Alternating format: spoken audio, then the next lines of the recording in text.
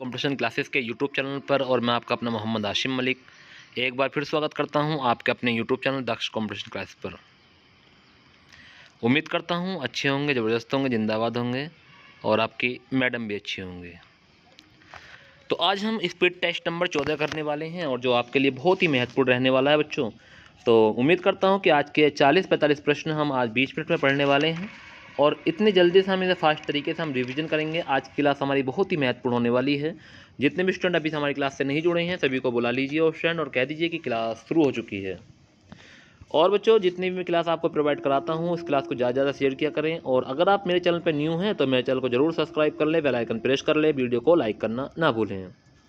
तो आज का पहला प्रश्न आपके सामने स्क्रीन पे आप पढ़ रहे होंगे कि आनुवांशिकता के जनक कौन है। 4 ऑप्शन आपके सामने हैं। ग्रेगर मेंडल है, हुग्रो डी व्रीज है, रॉबर्ट हुक है, डार्विन है। तो बताएंगे सही आंसर क्या होने वाला है। क्वेश्चन नंबर फर्स्ट का सही आंसर जो होने वाला है आप बताएंगे मुझे कि आनुवांशिकता के जनक कौन है। काफ़ी बार प्रश्न एग्जाम में पूछा गया है बच्चों, बहुत ही बार एग्जाम में क्वेश्चन आया है। तो आनुवांशिकता के जनक जो है बच्चों इसका सही आंसर जाएगा ग्रेगर मेंडल। ऑप्शन नंबर ए इस प्रश्न का सही आंसर है और आंसर क्या है ग्रेगर मेंडल। नेक्स्ट अगले प्रश्न में हम आ गए हैं क्वेश्चन नंबर 2। अच्छे तैयारी कर लो बच्चों क्योंकि आपको पता है लास्ट मौका है। Uttar Pradesh police, RPF, constable और एसआई दोनों का फॉर्म आपके सामने था उस टाइम और इस टाइम वैकेंसी की भरमार है क्योंकि 2027 में फिलहाल इलेक्शन है और इनको पता चल चुका है अपने बारे में कि हम कितना है। ठीक है बच्चों, तो आप लोग जानते हैं अच्छे से कि आप तो वैकेंसी आने पे ही हैं। और दूसरी बात यह है कि अगले 2 महीने के अंदर अंदर 1.5 या 2 महीने के अंदर अंदर आपका उत्तर प्रदेश पुलिस का एग्ज़ाम भी होने वाला है और कुछ दिनों में मैं आपके लिए आपको यानी कि स्टेनो की 50 रोज के 50 क्वेश्चन लेकर आ रहा हूं अपने यूट्यूब चैनल दक्ष कंप्यूटर एसएससी स्टेनोग्राफर। रोज के जीएस के 50 क्वेश्चन आपको मैं प्रोवाइड कराऊंगा। उसके बाद में हम उत्तर प्रदेश पुलिस की एक लाइव क्लास लेकर आएंगे आपके लिए, रोज लाइव रहा करेगी वो। उसमें हिंदी का कंटेंट आपको प्रोवाइड कराएंगे क्योंकि हिंदी के 76 नंबर आपको खींचने हैं किसी भी तरीके से। जितने चैप्टर में आपको पढ़ाऊंगा वो आपको सिर्फ वही करने हैं एक्सरसाइज कि इस प्रश्न का आंसर ये है, इस प्रश्न का आंसर है, क्योंकि थ्योरी नहीं आती है किसी भी एग्जाम में, सिर्फ आपको ऑब्जेक्टिव ही क्वेश्चन देखने को मिलते हैं। अगर आप ऑब्जेक्टिव क्वेश्चन को अच्छे से पढ़ लेंगे, अगर वही क्वेश्चन सेम टू सेम मिल जाते हैं तो आप अच्छे से तैयारी कर लेंगे। तो क्वेश्चन नंबर 2 पर हम आ गए हैं। क्वेश्चन नंबर 2 है कि जीन शब्द का प्रयोग सर्वप्रथम किसने किया था। मेंडल ने, जोहानसन ने, वैटसन ने या वाटसन एवं क्रिक ने। तो क्वेश्चन नंबर 2 का जो सही आंसर होगा ऑप्शन हो जाएगा जोहानसन ने। किसने किया था जीन शब्द का सर्वप्रथम प्रयोग? जोहानसन ने किया था। निम्न में से कौन सा मनुष्य का आनुवांशिक रोग है? हैजा, टाइफाइड, हीमोफीलिया या हाइड्रोफाबिया। तो बताएंगे कौन सा मनुष्य का आनुवांशिक रोग है। क्वेश्चन नंबर 3 पर आ गए हैं। तो आप सभी लोग जानते हैं कि मनुष्य का जो आनुवांशिक रोग है वो कौन सा है। अच्छा प्रश्न है, वेरी वेरी महत्वपूर्ण प्रश्न है। तो आनुवांशिक रोग जो है वो है हीमोफीलिया। ऑप्शन नंबर सी इस प्रश्न का सही आंसर होगा हीमोफीलिया। तो ध्यान रखेंगे हीमोफीलिया इस प्रश्न का सही आंसर है, हीमोफीलिया हो जाएगा इस प्रश्न का सही आंसर। क्वेश्चन नंबर 4 पर आएगा जेनेटिक्स नाम किसने दिया था। हुक ने, वैटसन ने, मेंडल ने, डार्विन ने। तो जेनेटिक्स नाम किसने दिया बताएंगे। क्वेश्चन नंबर 4 पर आ गए हैं। तो जेनेटिक्स नाम जो दिया था बच्चों वो दिया था वैटसन ने। कितने दिया था? वैटसन। ऑप्शन नंबर बी इस प्रश्न का सही आंसर है। जीन वेनियन का प्रयोग सर्वप्रथम किसने किया। मेंडल ने, मार्गन तथा कैप्सन और जोहानसन ने या सभी ने।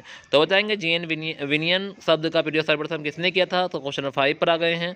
तो क्वेश्चन नंबर 5 का सही आंसर है मार्गन तथा कैप्सन ने। ऑप्शन नंबर 20 प्रश्न का सही आंसर है। पुरुष जीन संगठन होते हैं XX, XY, XY। तो पुरुष जीन संगठन होते हैं। क्वेश्चन नंबर 6 पर आ गए हैं। क्वेश्चन नंबर 6 का जो सही आंसर होने वाला है तो क्वेश्चन नंबर 6 का सही आंसर है XY। तो पुरुष जीन संगठन होते हैं XY। ऑप्शन नंबर 20 प्रश्न का सही आंसर है। गैमिट की शुद्धता का नियम का प्रतिपादन किसने किया था। मेंडल ने, डार्विन ने, मेंडलीफ ने या रदरफोर्ड ने। तो गैमिट की शुद्धता का नियम का प्रतिपादन किसने किया। अच्छा प्रश्न है, वेरी वेरी महत्वपूर्ण प्रश्न है। तो क्वेश्चन नंबर 7 पर आ गए हैं। क्वेश्चन नंबर 7 का सही आंसर क्या होने वाला है। तो गैमेट की शुद्धता का नियम का प्रतिपादन किसने किया था। क्वेश्चन नंबर 7 का सही आंसर हो जाएगा मेंडल ने किया था। किसने किया था बच्चों? मेंडल ने। वेरी वेरी महत्वपूर्ण प्रश्न है। उस टाइम एक प्रश्न स्किप नहीं होना चाहिए, अच्छे से पढ़ लेंगे। प्राथमिक उपभोक्ता होते हैं शाकाहारी, मांसाहारी, सर्वाहारी या कोई नहीं। तो प्राथमिक उपभोक्ता के बारे में पूछा है। अच्छा प्रश्न है, वेरी वेरी महत्वपूर्ण प्रश्न है, कई बार एग्जाम पूछा गया प्रश्न है। तो प्राथमिक उपभोक्ता होते हैं शाकाहारी, मांसाहारी, सर्वाहारी, कोई नहीं। तो क्वेश्चन नंबर 8 का सही आंसर होने वाला है शाकाहारी होते हैं प्राथमिक उपभोक्ता। क्या होते हैं? शाकाहारी होते हैं। सबसे पहले आते हैं शाकाहारी होते हैं। द्वितीय उपभोक्ता होते हैं शाकाहारी, मांसाहारी, सर्वाहारी कोई नहीं। बताएंगे द्वितीय उपभोक्ता होते हैं।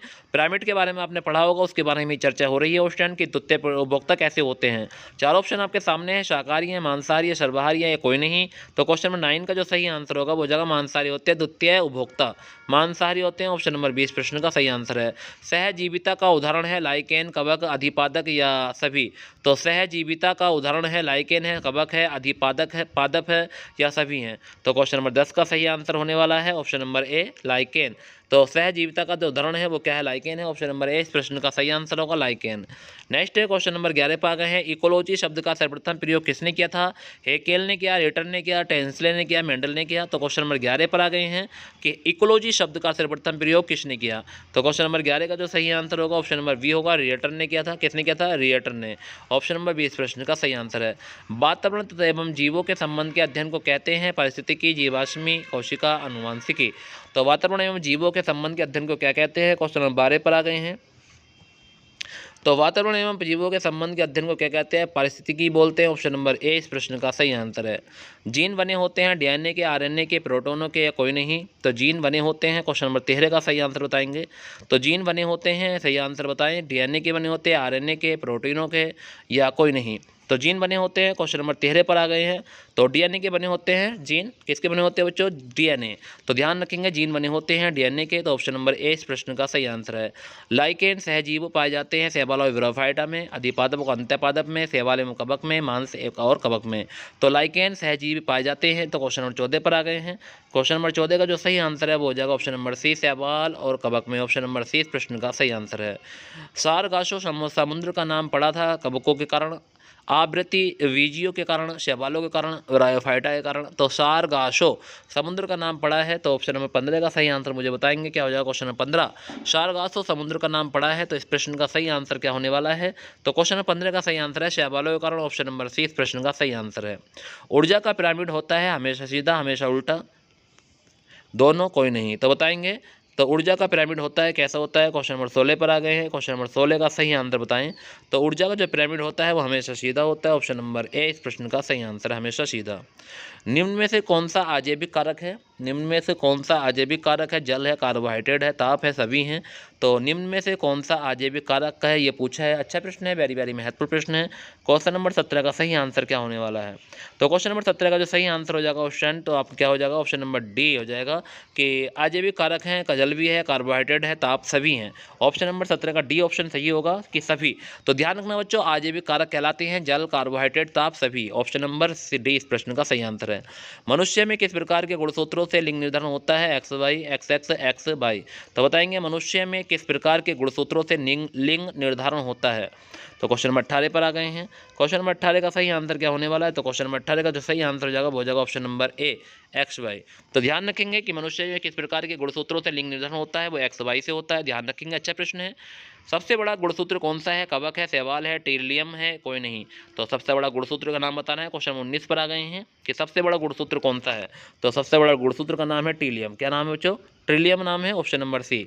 सबसे छोटा गुणसूत्र कौन सा है? शैवाल है, कवक है, टीलियम है, कोई नहीं। तो सबसे छोटा गुणसूत्र कौन सा होता है? क्वेश्चन नंबर 20 पर आ गए हैं। सबसे छोटा गुणसूत्र कौन सा है? तो सबसे छोटा गुणसूत्र कौन सा है? क्वेश्चन नंबर 20 का सही आंसर कमेंट करेंगे। तो सबसे छोटा गुणसूत्र है शैवाल। ऑप्शन नंबर ए इस प्रश्न का सही आंसर है। जीन शब्द का पता जोहानसन ने कब लगाया था? 1909, 1902, 1905, 19 कोई नहीं।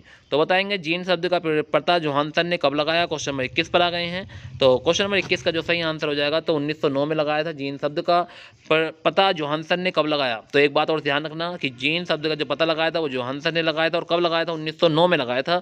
तो क्वेश्चन नंबर 21 का जो सही आंसर होगा ऑप्शन नंबर ए इस प्रश्न का सही आंसर होने वाला है। डीएनए की क्रियात्मक इकाई क्या है? जीन है, अनुवांशिकी है, दोनों है, कोई नहीं। तो बताएंगे डीएनए की क्रियात्मक इकाई क्या है? क्वेश्चन नंबर 22 पर आ गए हैं। तो क्वेश्चन नंबर 22 का सही आंसर हो जाएगा डीएनए की क्रियात्मक इकाई है दोनों। ऑप्शन नंबर सी इस प्रश्न का सही आंसर है।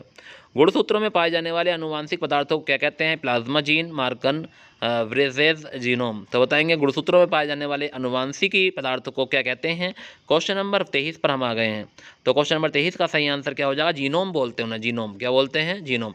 तो गुणसूत्रों में पाए जाने वाले अनुवांशिक पदार्थों को क्या कहते हैं? जीनोम बोलते हैं। गुणसूत्रों में पाए जाने वाले अनुवांशिक पदार्थों को क्या कहते हैं? जीनोम कहते हैं। ध्यान रखना, ऑप्शन नंबर डी सही है। संपूर्ण जेनेटिक कोड का पता किसने लगाया था? हरगोविंद खुराना ने, रदरफोर्ड ने, मेंडल ने, कोई नहीं। तो संपूर्ण जेनेटिक कोड का पता किसने लगाया? हरगोविंद खुराना ने लगाया, रदरफोर्ड ने लगाया, मेंडल ने, या कोई नहीं। तो बताएंगे क्वेश्चन नंबर 24 का सही आंसर क्या होने वाला है। क्वेश्चन नंबर 24 का जो सही आंसर हो जाएगा वो जगह हरगोविंद खुराना ने लगाया था। किसने लगाया था? हरगोविंद खुराना। तो संपूर्ण जेनेटिक कोड का जो पता लगाया था वो किसने लगाया था? हरगोविंद खुराना ने लगाया था। क्वेश्चन नंबर 24 का सही आंसर ए ऑप्शन होने वाला है। क्वेश्चन नंबर 25 पर आ गए हैं। क्वेश्चन नंबर 25 है कि हरगोविंद खुराना ने जेनेटिक कोड का पता कब लगाया था और उसके लिए नोबेल पुरस्कार कब मिला। तो हरगोविंद खुराना को जेनेटिक कोड का जो पता लगाने के लिए नोबेल पुरस्कार मिला था वो कब मिला था, ये पूछा है। अच्छा प्रश्न है, 1960 में मिला था। ऑप्शन नंबर 20 प्रश्न का सही आंसर है। आनुवांशिक रोग रंग वर्धनता कलर ब्लाइंडनेस कलर ब्लाइंडनेस में रोगी किस रंग को पहचान नहीं कर पाता है। तो आनुवांशिक रोग रंग वर्धनता कलर ब्लाइंडनेस में रोगी किस रंग को का पहचान नहीं पाता है। तो लाल और काला, हरा, लाल और हरा, गुलाबी। तो बताएंगे इस प्रश्न का सही आंसर कि आनुवांशिक रोग से जो ग्रसित होता है व्यक्ति उसे वर्धनता बोलते हैं और इंग्लिश में कहते हैं कलर ब्लाइंडनेस। क्या बोलते हैं? कलर ब्लाइंडनेस में रोगी किस रंग को नहीं पहचान पाता है, ये पूछा है। बहुत अच्छा प्रश्न है क्योंकि इस रोगी को कभी भी ट्रेन चलाने को नहीं डी जाती है बच्चों, ये बात आपको ध्यान रखनी है। तो समझ गए होंगे आप कि कौन कौन से रंग को नहीं पहचान पाता है।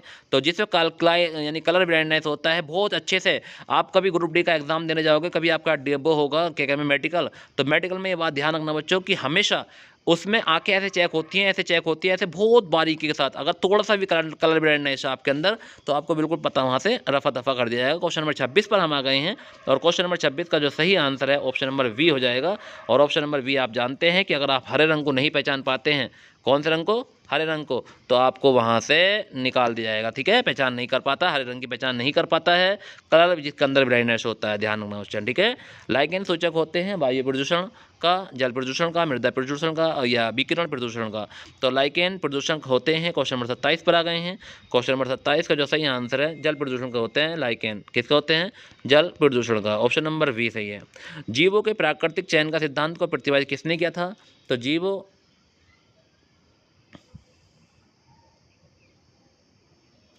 जीवों के प्राकृतिक चयन का सिद्धांत को प्रतिपादित किसने किया? क्वेश्चन नंबर 28 पर आ गए हैं। तो क्वेश्चन नंबर 28 का सही आंसर क्या होगा? लेमार्क ने, डार्विन ने, डी व्रिज ने, मेंडल ने। तो बताएंगे क्वेश्चन नंबर 28 का सही आंसर कि जीवों के प्राकृतिक चयन का सिद्धांत को प्रतिपादित किसने किया। तो इस प्रश्न का सही आंसर डार्विन ने किया। ऑप्शन नंबर 20 प्रश्न का सही आंसर है। मानव में गुणसूत्रों की कुल संख्या होती है 46, 48, 52, अनिश्चित। तो मानव में गुणसूत्रों की कुल संख्या कितनी होती है? तो क्वेश्चन नंबर 29 पर आ गए हैं। तो क्वेश्चन नंबर 29 का सही आंसर है कि मानव में गुणसूत्रों की कुल संख्या होती है 46। ऑप्शन नंबर ए इस प्रश्न का सही आंसर है। डीएनए का डबल हेलिक्स मॉडल किसने दिया था? डॉल्टन ने, साल्क ने, वाटसन, क्रिक ने, ल्यूवेनहॉक ने। तो डीएनए का डबल हेलिक्स मॉडल किसने दिया, ये पूछा है। अच्छा प्रश्न है और वेरी वेरी महत्वपूर्ण प्रश्न है। क्वेश्चन नंबर 30 पर हम आ गए हैं। क्वेश्चन नंबर 30 का जो सही आंसर होगा वो है ल्यूवेनहॉक ने दिया था। तो डीएनए का डबल हेलिक्स मॉडल किसने दिया था? ल्यूवेनहॉक ने दिया था। ऑप्शन नंबर 30 का सही आंसर डी ऑप्शन हो जाएगा बच्चों। ठीक है, तो क्वेश्चन नंबर 30 हम पढ़ चुके हैं। अभी मात्र हमें 13 मिनट हुई हैं बच्चों क्लास को शुरुआत हुए हुए, तो आपने 23 प्रश्न हमने पढ़ चुके हैं। कम समय में अच्छी तैयारी करनी है तो हमारे साथ जरूर जुड़ें दक्ष कॉम्पिटिशन क्लासेस पर और अच्छे से तैयारी को बरकरार रखें। तो प्रयोगशाला में सर्वप्रथम डीएनए का संश्लेषण किया था। तो प्रयोगशाला में सर्वप्रथम डीएनए का संश्लेषण किसने किया था? मिलर ने किया था, खुराना ने किया था, डी व्रिज ने किया था या कैल्विन ने किया था। क्वेश्चन नंबर 31 का सही आंसर क्या होने वाला है? क्वेश्चन नंबर 31 का जो सही आंसर हो जाएगा बच्चों वी ऑप्शन हो जाएगा। खुराना ने किया था। किसने किया था? खुराना। ऑप्शन नंबर 20 प्रश्न का सही आंसर होगा खुराना ने। ध्यान रखना क्या पूछा था क्वेश्चन पूछा था कि प्रयोगशाला में सर्वप्रथम डीएनए का जो संश्लेषण किया था वो किसने किया? खुराना ने किया। ऑप्शन ध्यान रखना ऑप्शन कि खुराना ने किया। नेक्स्ट क्वेश्चन नंबर 32 जीन अवस्थित होते हैं गुणसूत्रों में, माइटोकॉन्ड्रिया में, हरित लवकों में या राइबोसोम में। तो जीन अवस्थित होते हैं ये पूछा है। क्वेश्चन 32 पर हम आ गए हैं। मात्र 8 प्रश्न बाकी हैं बच्चों, मात्र 8 प्रश्न और जोर लगा लीजिए, पढ़ लीजिए। मात्र 15-16 मिनट में मैं आपको 40 प्रश्न पढ़ा रहा हूँ। 40 प्रश्न मामूली नहीं होते क्वेश्चन, वो भी आरपीएफ एग्जाम के लिए, जिसके आपको बहुत दिनों से तलाश थी। आरपीएफ की वैकेंसी कब आएंगी, कब क्वेश्चन में हम फॉर्म डालेंगे, कब हम उसकी तैयारी करेंगे, कब हमारा एग्जाम होगा बच्चों। तो वही चीज़ है कि पढ़ना जरूरी है। अगर आप रोज़ के 40 प्रश्न भी पढ़ते हैं तो आप बहुत कुछ पढ़ते हैं, ये बात आपको ध्यान रखनी है कि अगर आप 40 प्रश्न रोज पढ़ते हैं तो आपको बहुत कुछ पढ़ते हैं, तो ध्यान रखना है। क्वेश्चन नंबर 32 पर आ गए हैं। क्वेश्चन नंबर 32 का सही आंसर हो जाने वाला ऑप्शन नंबर वी हो जाएगा। माइटोकॉन्ड्रिया में होता है। जीन अवस्थित कहाँ होता है? माइटोकॉन्ड्रिया। विकास का सिद्धांत को किसने प्रतिपादित किया था? लुई पास्चर, अरस्तु, ग्रेगर मेंडल, चार्ल्स डार्विन। तो विकास का सिद्धांत को किसने प्रतिपादित किया था ये पूछा है। क्वेश्चन नंबर 33 पर आ गए हैं। क्वेश्चन नंबर 33 का सही आंसर क्या हो जाएगा? अरस्तु हो जाएगा। Option number B. तो विकास का सिद्धांत को किसने प्रतिपादित किया था? ऑप्शन नंबर 20 प्रश्न का सही आंसर होगा। क्वेश्चन नंबर 34 पर आए। हृदय का पहला प्रतिस्थापन किसने की, किसके द्वारा किया गया था? हृदय का पहला प्रतिस्थापन किसके द्वारा किया गया था? Doctor William Harvey, doctor sir Hopkins, doctor Louis Pasteur, doctor Christian Barnard. तो हृदय का पहला प्रतिस्थापन किसके द्वारा किया गया था? क्वेश्चन नंबर 34 पर आ गए हैं। तो क्वेश्चन नंबर 34 का सही आंसर है सर हॉपकिंस। ऑप्शन नंबर 20 प्रश्न का सही आंसर है सर हॉपकिंस। वंशागति के नियमों के अध्ययन को क्या कहा जाता है? वर्गीकरण विज्ञान, कोशिका विज्ञान, पारिस्थितिकी या आनुवंशिकी। तो वंशागति के नियमों के अध्ययन को क्या कहा जाता है? क्वेश्चन नंबर 35 का सही आंसर क्या होने वाला है? तो क्वेश्चन नंबर 35 का सही आंसर है कोशिका विज्ञान। ऑप्शन नंबर 20 प्रश्न का सही आंसर है। पर्यावरण में अजैविक अवयव का उदाहरण है वनस्पति, जानवर, वायु, सभी। तो पर्यावरण में अजैविक अवयवों का उदाहरण क्या है? क्वेश्चन नंबर 36 पर आ गए हैं। तो क्वेश्चन नंबर 36 का जो सही आंसर हो जाएगा वो क्या जाएगा? वनस्पति हो जाएगा। ऑप्शन नंबर ए इस प्रश्न का सही आंसर होगा कि पर्यावरण में अजैविक अवयवों का जो उदाहरण है वो क्या है? वनस्पति है। ऑप्शन नंबर ए इस प्रश्न का सही आंसर है।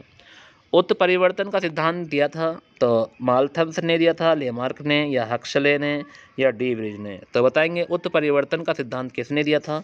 अच्छा प्रश्न है। क्वेश्चन नंबर 37 का अच्छा प्रश्न है, वेरी वेरी महत्वपूर्ण प्रश्न है। तो उत्परिवर्तन का सिद्धांत दिया था तो डी ब्रिज ने दिया था। ऑप्शन नंबर डी हो जाएगा इसके प्रश्न का सही आंसर। प्राकृतिक वर्ण सिद्धांत का प्रतिपादन किया था डार्विन ने, वेलेस ने, मेडल ने, लेमार्क ने। तो प्राकृतिक वर्ण सिद्धांत का प्रतिपादन किसने किया ये पूछा है। तो क्वेश्चन नंबर 38 पर हम आ गए हैं। तो प्राकृतिक वर्ण सिद्धांत का प्रतिपादन किसने किया था? तो डार्विन ने किया था। ऑप्शन नंबर ए इस प्रश्न का सही आंसर है। एक सामान्य सूक्ष्म शैल में विद्युत अपघट्य होता है जैसा सल्फ्यूरिक अम्ल, एमोनियम क्लोराइड या मैग्नीशियम डाइऑक्साइड। तो बताएंगे एक सामान्य सूक्ष्म शैल में विद्युत अपघट्य होता है। तो क्वेश्चन नंबर 39 पर आ गए हैं। क्वेश्चन नंबर 39 का जो सही आंसर हो जाएगा वो हो जाएगा एमोनियम क्लोराइड, अमोनियम क्लोराइड हो जाएगा। ऑप्शन नंबर सी इस प्रश्न का सही आंसर होगा अमोनियम क्लोराइड। तो ध्यान रखेंगे, अच्छा प्रश्न था, वेरी वेरी महत्वपूर्ण प्रश्न था। ऐसे ही प्रश्न आपसे पूछे जाते हैं तो ध्यान रखेंगे बच्चों, ठीक है। और आज का लास्ट प्रश्न है कि आकाश नीला लगता है क्योंकि सूर्य के प्रकाश में नीला रंग और रंगों से अधिक, सूर्य के प्रकाश में नीला रंग और रंगों से अधिक लघु तरंग दैर्ध्य रंगों की आवर्ती वायुमंडल के द्वारा अधिक प्रकरण होती है। नील रंग नेत्र को अधिक सुग्राही है, वायुमंडल दीर्घ तरंग दैर्ध्य को अपेक्षा अधिक अवशोषित करती है। तो क्वेश्चन नंबर 40 पर आ गए हैं। क्वेश्चन नंबर 40 का जो सही आंसर होने वाला बच्चों क्या हो जाएगा कि आकाश नीला लगता है क्योंकि ऑप्शन नंबर 20 प्रश्न का सही आंसर हो जाएगा क्योंकि लघु तरंगें दीर्घ तरंगों की अपेक्षा वायुमंडल के द्वारा अधिक प्रकरण होती है। ऑप्शन नंबर 20 प्रश्न का सही आंसर है। तो ये थे हमारे वेरी वेरी महत्वपूर्ण प्रश्न जो हमने 17-18 मिनट में इन क्वेश्चन को कवर किया।